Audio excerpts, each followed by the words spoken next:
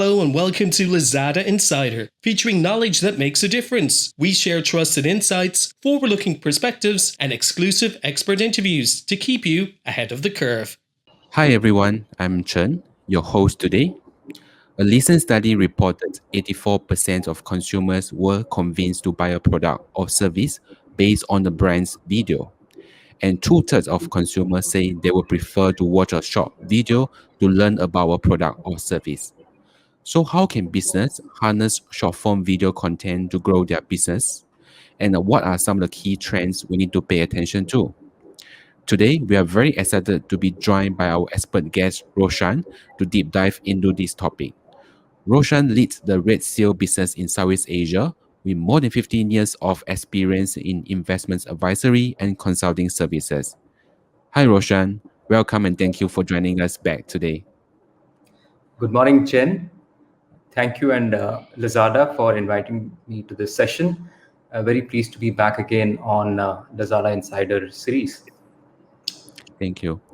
Before we start the whole questions, let's define short form more clearly. What is the length of the content we are talking about today? Right. Great question, Chen. So I tried to look up for one, and looks like there's no standard definition. Now, if we go by Google Ads definition, long form video is what they define, and that is something which is more than 10 minutes or longer. So short form is essentially something which is less than 10 minutes. However, if we look at what's available out there, in reality, most short form videos are 1 minute or less in duration. So for practical purposes, short form is essentially around 60 minutes or so. Sure. So how popular has short form content becomes in Southeast Asia compared to other digital services? And I wanted to understand why. What are the reasons behind it? Great question, Chen. So, short form has been popular for some time, but interestingly, what we noticed is the level of awareness and use has increased meaningfully in the last 18 months or so. And when we look at the percentage increase in duration of use, short form grew by almost 25% year on year in 2020. Now, this was the highest increase we noticed across all digital infotainment services that we have tracked in Southeast. Now, interestingly, on average, the users spent about 1.5 hours on short form video in 2020. And this was a kind of meaningful increase last year.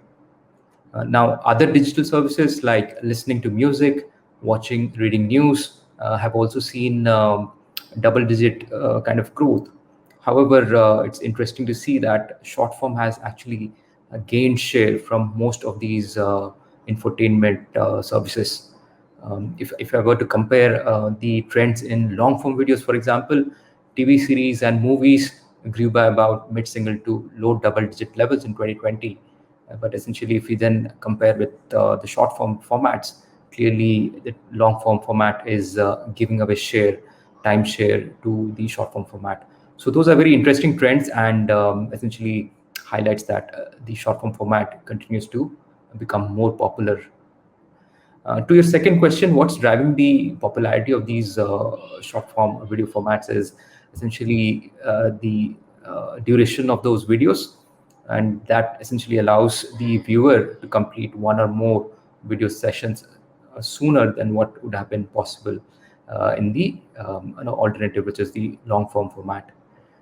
We have noticed that the average time spent per session of a short form video is about 25 minutes, and that's roughly about half the time spent for a long form video format. So that sort of hopefully addresses your second query. Sure. So in your research, do you see any differences among generations, age groups, or countries in Southeast Asia? Right. So clearly, there's a pattern emerging, and I would say this is not unique to Southeast. I would say this is a pattern we've seen in other geographies as well. So typically, the age group who have been most attracted to short form videos are in the high teens to mid 30s of age.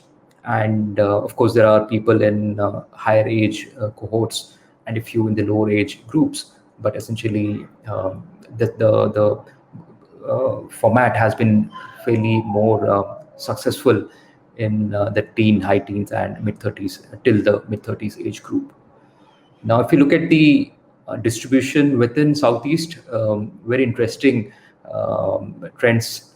Now, most Southeast Asia countries are heavy consumers of video, with almost 80% plus of mobile internet users consuming video. So these are very high numbers compared to any other, I would say, global sort of country if you look for benchmarks. Now, if we look at the absolute figures, then Philippines, Thailand, and Indonesia stand out in terms of the time they spent on not only mobile internet but also on video, because a significant time, a percent of time they spent on mobile internet is dedicated to video. So that's the added bit around how the usage patterns look like across countries in Southeast. Sure, I think that is very interesting.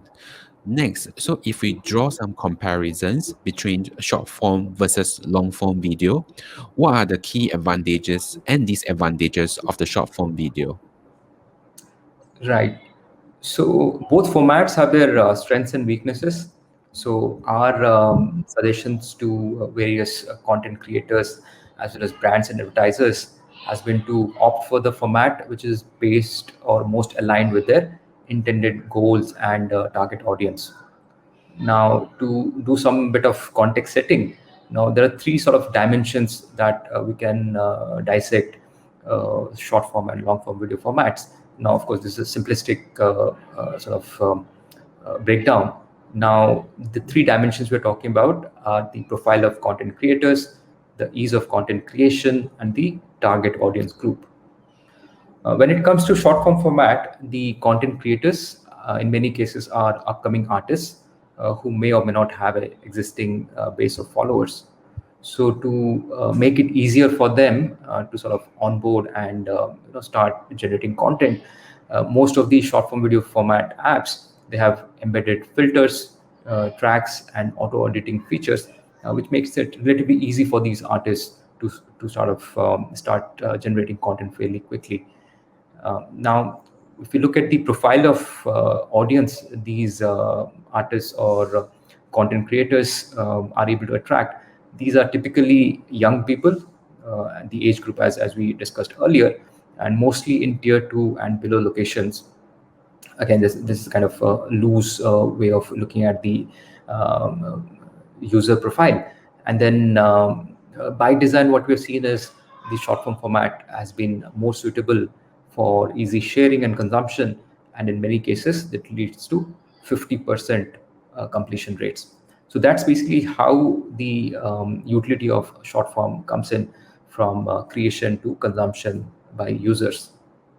Now, if you look at the long form format, for example, it works well when the personalities are known and they already have a strong base of followers. Now, given the longer duration of content that goes in this type of video formats, the quality of content tends to be better. And to ensure that, basically a few things need to be done in the background, which is essentially editing and then filtering the videos to ensure that they meet the quality benchmarks. So that's around the supply side of long form video. Now, when we look at the target profile of consumer or followers who sort of are attracted to the long form videos, now this has, I would say, broadly speaking, a mix of all age groups and is spread across various income profiles. However, if you look at it closely, there is a definite skew towards digitally slightly more mature users and slightly more premium customers. Now, so keeping these factors in mind, one needs to be sort of cognizant of what the intended product or use case is, and then who are the target audience. And just as an example, if I were to say, let's say the idea here is to use one of the video formats for e-commerce, for example. It works well for categories like apparel, beauty, personal care, and F&B. However, when we're looking at other categories, let's say like electronics and appliances, the short form video format is yet to prove itself successful in a big way. So that sort of hopefully gives you a context of the balance one needs to strike while taking a call between short form or long form. Sure, I think that is very insightful. So, other than the three dimensions you mentioned, so when we look at the short form video, there are also two important aspects to it. So, there is a content as well as a platform. Let's discuss the content first. So, what type of contents work better in short form? Right. So broadly, one can divide the content into two types. One is entertainment focused content, and the other is more sort of information type, which could be related to news, sports, cooking, and specific product categories, perhaps. Now, if we recall the short form video followers, now the younger age group that it caters to, and that too in mostly tier two and below locations, entertainment works very well. So we have seen that entertainment centric content has been able to attract a lot more followers, and it has been able to beat information centric content by a huge margin. So if a platform is looking at rapid scale up of follower base, then clearly the content needs to be skewed towards entertainment. Now, having said that, there is no, I would say, no platform would want to just focus on one type of the content or other. Typically, it's a mix of entertainment and information. And over a period of time, we think that the platforms will try to work towards a balance between entertainment and information. So that's basically our read of the trends as we have seen so far. Sure.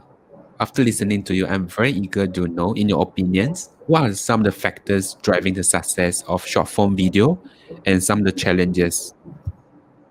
Right. Interesting question. We did some studies on this, and again, the first one, there's no surprise here.